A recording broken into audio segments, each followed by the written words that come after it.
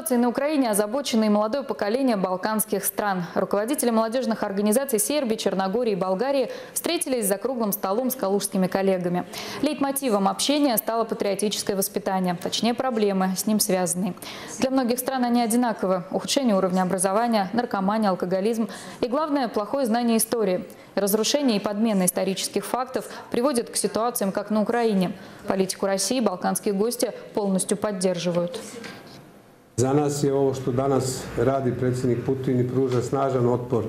И для нас то, что сегодня делает Владимир Владимирович Путин, то сопротивление, которое направлено против НАТО и большей части мира, это и нам дает надежду, что мы сможем отстоять свои национальные интересы на Балканах. И сегодня я рад, что у нас есть шанс познакомиться с вами, пригласить к нам в Сербию, быть нашими гостями и вместе сопротивляться, потому что враг у нас одинаковый. Организация «Сербский код», члены которой приехали в Калугу, вносит большой вклад в патриотическое воспитание молодого поколения. Существует она с 2010 года и объединяет студентов и преподавателей вузов.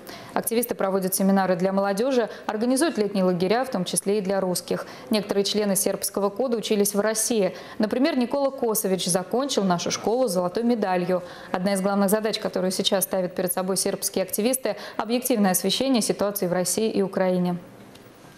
Ситуация в сербских СМИ далеко не идеальна. Я могу даже сказать, что она очень даже плохая, что все СМИ находятся под контролем, в принципе, западных стран. И все эти данные и информация, которая появляется в сербских СМИ, она недостаточно объективна, из-за чего сербская молодежь недостаточно знает. И то, что знает, в большей части даже неправильно.